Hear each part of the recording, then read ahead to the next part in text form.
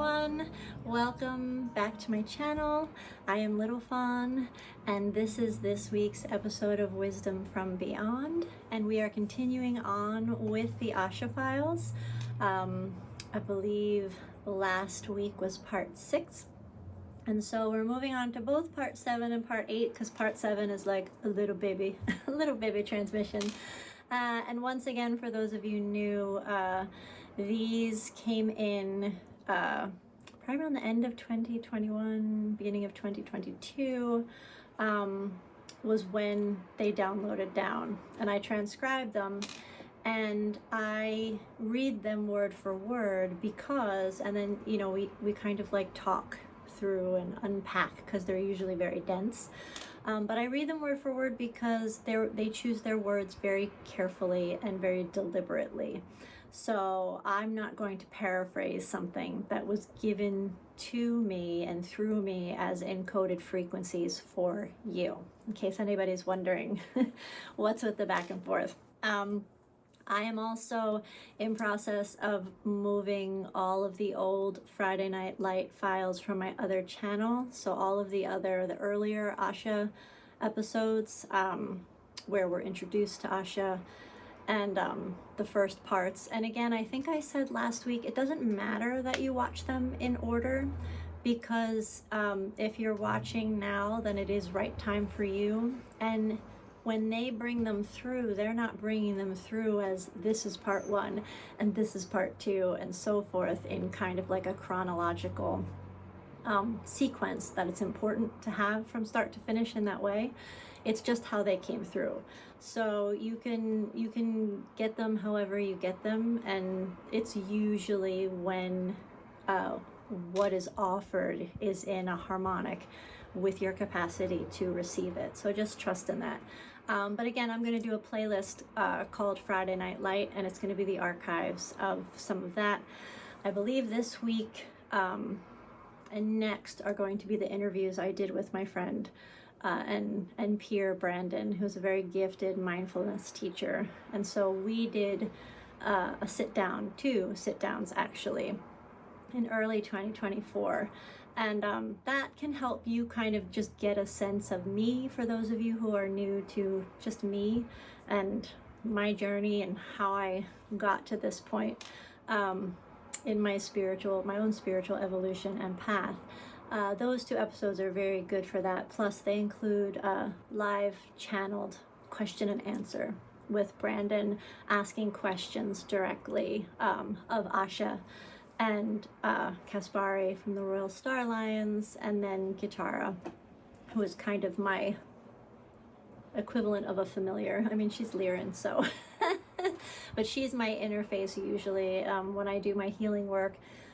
She is the one that is the interpreter that allows me, when I'm working on somebody, to speak the light language and to bring the sacred toning forth that is theirs for them from their guides, not my guides. So it's very cool to work with her. So yeah, if you're interested, those will be dropping along with the ASHA files to follow. But this week we are moving with 7 and 8. So 7 is very short, and coming out of last week's transmission about just stepping into your power as a creator and trusting in right timing and understanding the illusion that is time. They follow up to that with, there is no need to sacrifice one dream for another. In fully embracing what was previously neglected, you feed both dreams. What you see as a deviation from the path, we see as a return to wholeness, a return to the bigger path, a path that can hold any dream that you allow yourself to dream and help you bring them all into being. So dream bigger, expand, move into the larger container. There are infinite possibilities as you are a being of infinite potential. Surrender to the sacred flow of one, surrender to the sacred flow of you. And so that is for anybody who maybe is on kind of a a fork in the road, or there's a split in the path, or a divergence. Maybe all of your life you thought you were something, but something else is presenting now. But an entire identity is wrapped up in what came before.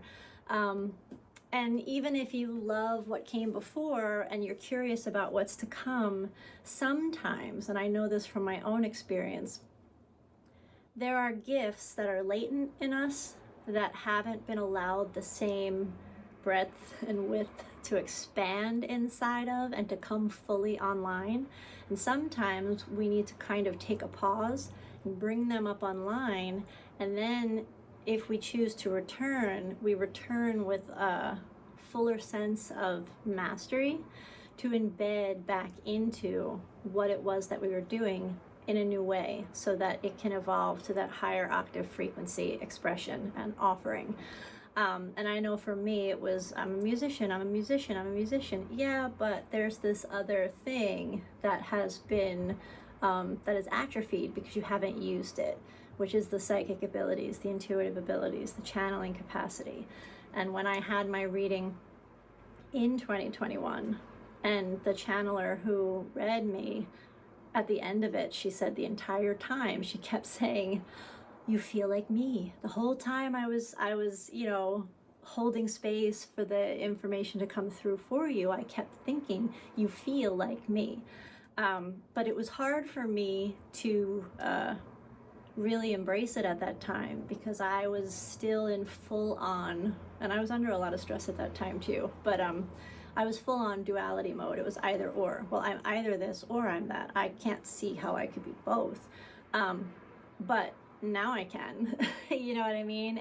And they start to weave together in this beautiful way, opening up my voice and my capacity to create even further, because I have everything online. So if you find yourself in a position of questioning that something seems nuts, or at the age of 40 or 50 or 60 or whatever, you're like, am I having a midlife crisis? Like, why do I want to do this thing? I've done this my whole life. And I'm not telling anybody to go quit their job, unless you want to, but let yourself explore. Let yourself just be curious enough to explore and learn about yourself and learn about your own gifts, just like you would, go on the interwebs and learn about other things, or take a class with something. It's like most humans would do well to take a class on ourselves, go within our own archives, our own library, the Akashic that is us, inside that heart space, to that soul center, and just listen, and then follow, heed the call, whatever it may be. So that was 7, and then we move on to 8. And I'm going to take a pause to just note that I live on a busy street. I have the window behind me hardcore closed, and I am going to be ordering some little baby mics so that we can diffuse out some of the traffic. So for those of you who might be in headphones, I do apologize for the inadvertent white noise that may creep in and out. And also my ring light is on now to make everything pretty, but there is a 70% probability that it may get tired halfway through and just shut off. So there's that. Moving on to the 8th file as it came through. So again, this is ASHA. Divine plans unfurl slowly with deliberation fueled by sacred intention. You have not yet mastered manifestation in its purest form because you have become addicted to instant gratification. This is not the same as manifestation in its purest form. Instant gratification is an illusion. It is fleeting. It will almost always leave you feeling empty. It can never be a substitute for completing the journey, from experiencing the journey, for the journey is the point of it all. There is no need to dangle a carrot in front of you. The human experience was never meant to be a race, and they say that quite a bit. There is no finish line, no big reward. There is only experience. And we do not mean to say that you are not meant to experience success and joy, achievement and abundance. Of course you are. What we mean to say is this: there is no such thing as suffering a set of perceived tasks in order to obtain some kind of reward, this for that. This is not our way. This is not the way of one. We simply mean for you to let go and lean into experience. Use the gift that is free will to shape and mold it into something meaningful and beautiful. There is meaning and beauty in every choice made. And remember, each one of you has chosen to be on your planet at this very moment in time to bring meaning and beauty to the human collective experience in a way that only you can. So learn to embrace leaning all the way into the experience itself. Experience isn't merely an insignificant, inconsequential stepping stone to some greater destination. Experience is the destination. I'm going to say that one again. Experience is the destination. That's literally the point. Know that and know the sacred flow of one. Resist it and suffering will likely follow, for all suffering is a result of resistance. Resistance to your own sacred flow, which flows inside the sacred flow of one, wherein lies the point of power for true manifestation. So, again, like I said, very densely packed. But manifestation in the higher frequency realms is quick. It is, they understand vibration and resonance and embody it so fully that they are able to manifest, as I've said before, entire civilizations with that power of thought and intention, because they do it as a collective. And so it is able to, just like I think I shared with you guys in one of the other transmissions, they walked me through a dream state, like a waking dream state, where they showed me how in the dream state you don't, nothing is linear. You don't get in your car and drive to a place. You're here, you're there. It's kind of like in Charmed when the warlocks would like blink in and out. It's like you intend your destination, you're there. So that is very much possible, but that's not what they mean here. Here in the third dimension on Earth, at this time, at the frequency that the collective is largely currently vibrating at. It isn't about that instantaneous thing. Otherwise, what would we learn? The point is that space between. What is the space between? How do we find resonance when we've put on that that cap of forgetfulness? How do we remember that the best way to magnetize something is to resonate first from within? You can't grab it externally. Grasping and resistance are the two biggest causes. I think they've given me before insistence and resistance.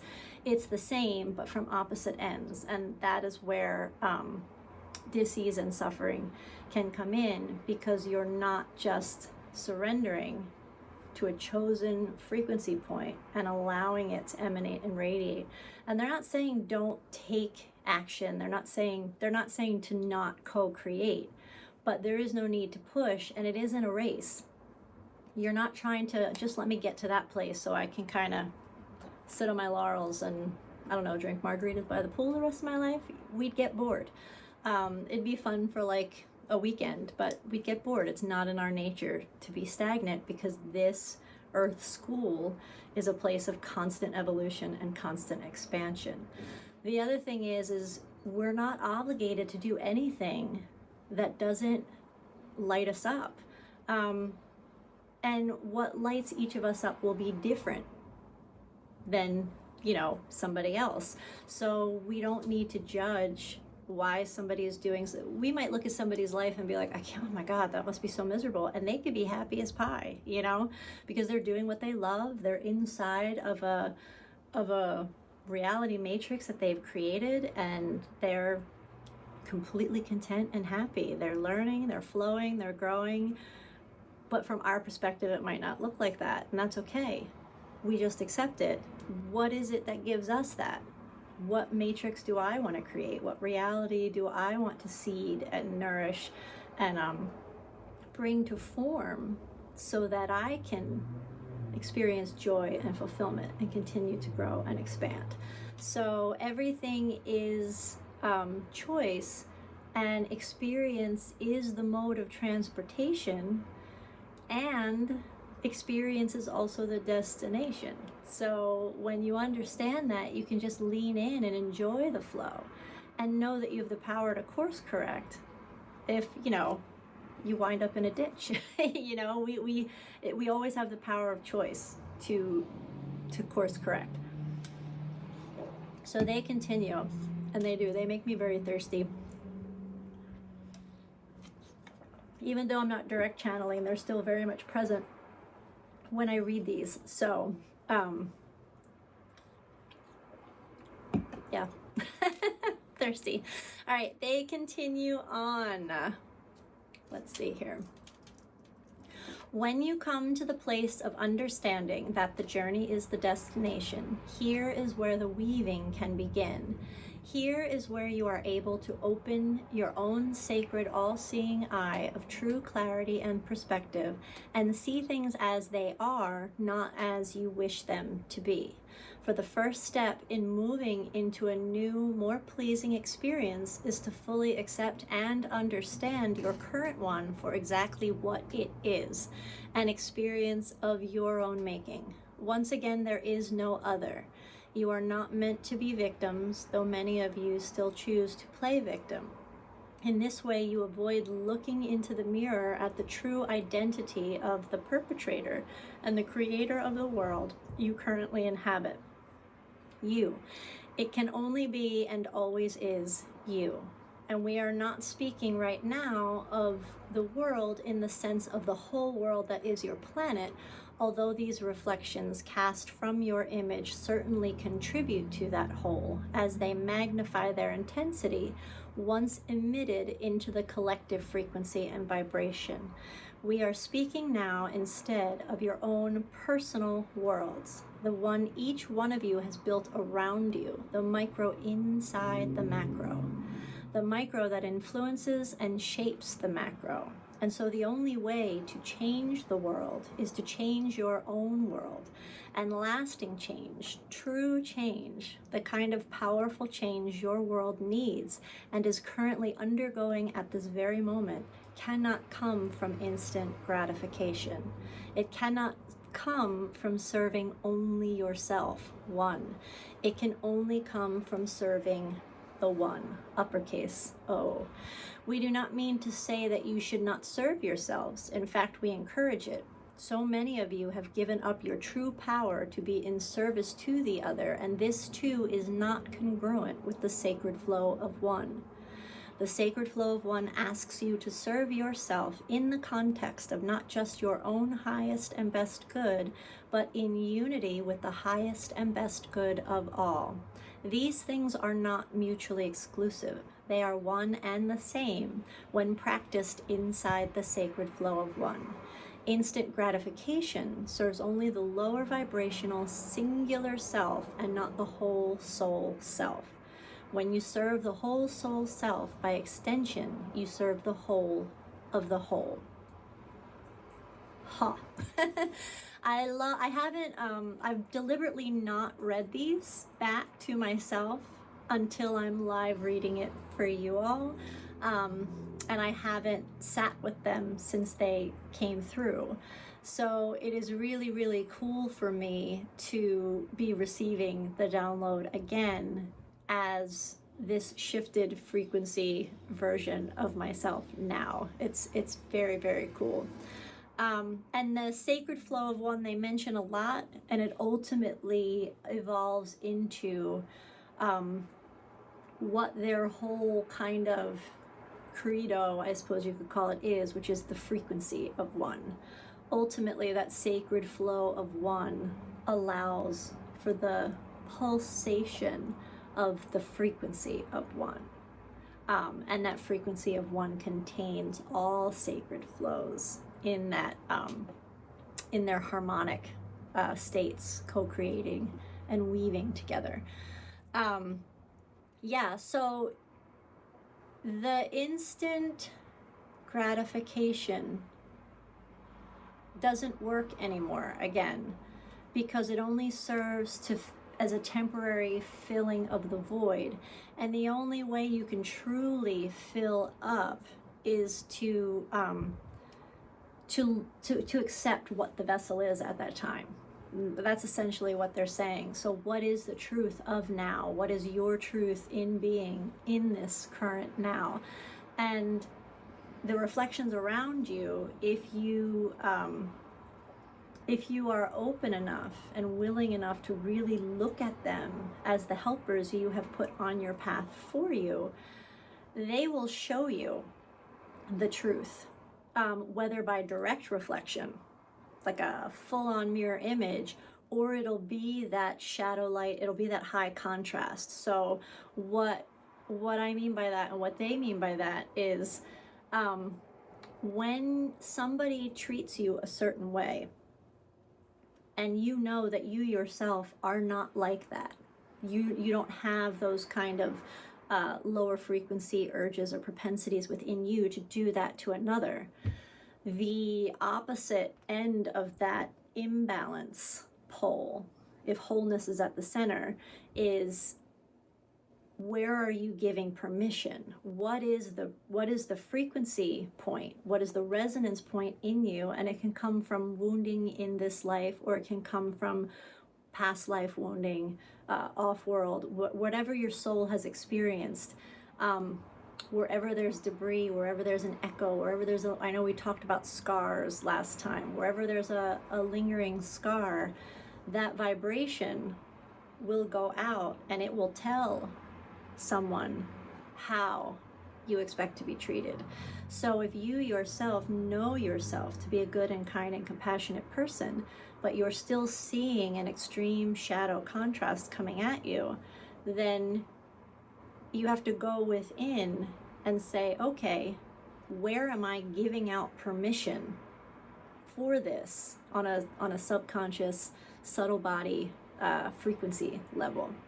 And when you start to neutralize those, it is pretty amazing how the energies will shift, in that the ones that need to still play that game, that duality game, and stay in those lower kind of self-serving only frequencies, they will go elsewhere to continue to play that out. Or in you neutralizing the resonance within you, you offer up the gift of healing across the whole of the pole. You know what I mean? If you're each an imbalance on the opposite end of the pole, if one side heals, there's a ripple effect that is an offering to the other side. And if the other side cannot take it, the new frequency will repel, or the other side will evolve in kind to create a new harmonic, which will shift the dynamic of the relationship itself. So it's very powerful work to do with yourself, with a practitioner that resonates with you. I've seen in my own personal experience, and in those of the clients and friends that I work with, those subtle body shifts are seemingly innocuous when it's in process, but when you fully surrender and commit to that shift, it really is amazing how it ripples out in all parts of your life. And it shows people, you're able to show people more truly and more clearly who you are. And when you do that, they respond to you based on what you are telling them. And so that is how we change the world. When they say we are in a time where we don't need to fix what's around us. We don't need to even fix what's inside us. It's like we're just retuning. We're changing the radios to a different station. So we're adjusting the vibration and leveling up and leveling up. When we do that, that has an effect for all of those around, and again offers up that vibration that creates that harmonic, and then that ripples out. And so the way to affect that positive change in a lasting way that really does lock in those new earth frequencies as an everyday experience for everyone is for each one of us to do that from the inside out. It's not going to happen from the outside in. It's gotta go the other way in order to really, really make that crossover. So they continue. So open yourself up to the full human experience. Accept the heroine's journey. Then share the wisdom of that experience with others through your own unique gifts and talents. You all have them. We all have them. We are all creative. Every single solitary last one of us on this planet is a creative being of light, born of source, reflecting as source through the paths that our souls have laid out for us, coupled with the gifts we have chosen to bring along for this particular journey and this particular shift. So we are all creative, and our creative doesn't just mean art and music and dance and writing. We are all creative. So the first thing is to embrace that. I cannot stress it enough.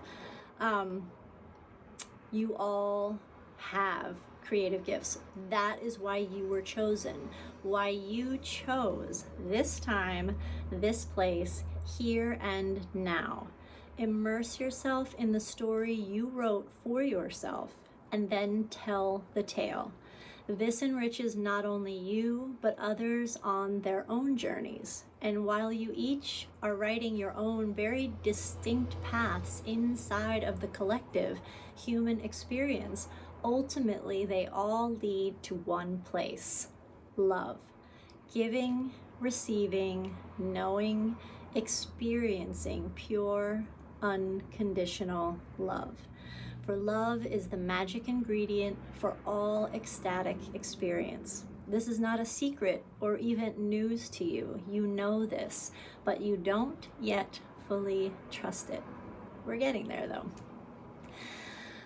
You don't believe in its power, but through love, all things are possible. You have already co-written a whole entire world of existence rooted in its shadow, fear. You can just as easily write a whole new world, a brand new earth, this time rooted in love. All you need to do is shine the light on your own path, light your own way, that it may light the way for those that follow. If every single one of you embraced your individual hero and heroine's journey and chose to blaze new trails instead of choosing to walk down already well-worn roads, think of the possibilities. Infinite. So many lighted new paths. And yes, they echo again. We have been living in duality, and we have been fear leaning. We have been shadow leaning.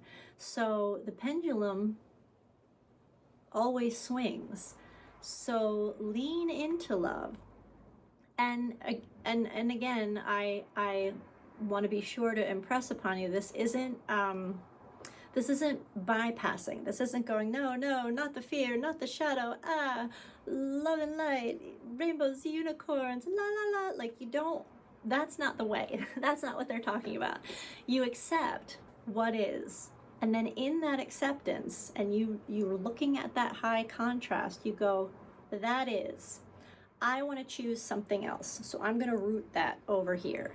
And in accepting this, you take a lot of out of your energy field, because you just go, okay, that's a choice and experience. And then you make a choice for your choice and experience. And in this way, there will be those that jump right over into unicorns and rainbows. And then there will be a good chunk of us who are going to be creating those bridges of light for those who are still shadow leaning and running on the fear fumes, to get curious about the glow. Like, what is that over there? That feels nice. You know, when you meet somebody and you just feel good around them right away, because they fully accept you as you are. They don't need to change you in any way. And they engage with you from the knowing that you are love, that you are an expression of love in motion. It shifts the dynamic, it shifts the frequency. And then even if it's just two people in a room doing that, it can start to shift around on the subtle body realms. And even if, you know, the people who are standing over by like the bathroom don't know, they're still on some level going to feel that. And then maybe they're the one that shifts the energy, because they receive the benefit of that frequency. So it's not about la la la, it's about making a choice. It's about going, okay, that's a lot. I'm gonna try this out over here. And the pendulum will swing the other way. And then it will settle into a place that is inclusive, and that is that harmonic resonance point for all. You know, they're giving me the image of like the two poles, and then you have this glowing orb in the center, except it's not linear, it's more of a sphere, like a faceted, multifaceted sphere. And you have this end of it and you have this end of it, and those poles can go, you know, right in any and all direction. But at the center, there's this glowing orb of like pinks, golds, and whites, and that is like moths to a flame. Ultimately, everyone will come into this center point as they are contributing the perfect harmonic to then expand that center core that is that love frequency, and it will open up and then just be the whole of the sphere. It's a really beautiful image. So they continue, for your choices create echoes, lingering frequencies that can influence and shape the path of those who follow. Imagine what echoes of love could shape. Your love washing over another in a soft wave. Their love wrapped in your love, washing over another, and so on. A magnificent wave of love rippling out and creating new love with every ebb and flow. Each ripple bears its own imprint, made even more potent and powerful inside of that collective wave. This is the sacred flow of one. From here, all things are possible. From here, true manifestation is born. So slow down. Take your time, for there is no time inside of this flow. Savor the journey, the whole of it. It is your greatest work, your human life's work. Become a master. We are to be ascended masters, still in our form, vibrating at that higher level of alchemization, unification, harmonization, all the azations. Listen, learn, grow, expand, create, alchemize. Allow all things to flow from love. And again, they say it's like it all wraps. It is a ripple effect. You can choose to be somebody who's going to just be a bad news bearer, and that will follow you and precede you wherever you go because of that energy. Or you can choose to be Susie Sunshine and that will precede you and follow you wherever you go. Make your choice, but accept that there will be choices also in between that as well. But it is true, manifestation is born when we slow down and stop viewing ourselves as the rat race. I mean, who came up with that? When you slow down, you create a suspension. And I know we've talked about it before. When you are in flow state, if you are a musician or a writer, or even if you're an accountant who genuinely is geeking out, fangirling or boying over numbers, like, it's a thing. You lose time because there is no time when you're in that flow state. You're in that sacred flow of one. You're riding that wave, and there is no time. Becomes something that is an ally because it will stretch, it will slow, it will be what you need in that moment because you've effectively suspended it in that higher frequency state. So being fast and just getting to the finish line, it doesn't serve. It doesn't serve. And then you get a leg cramp. So they continue.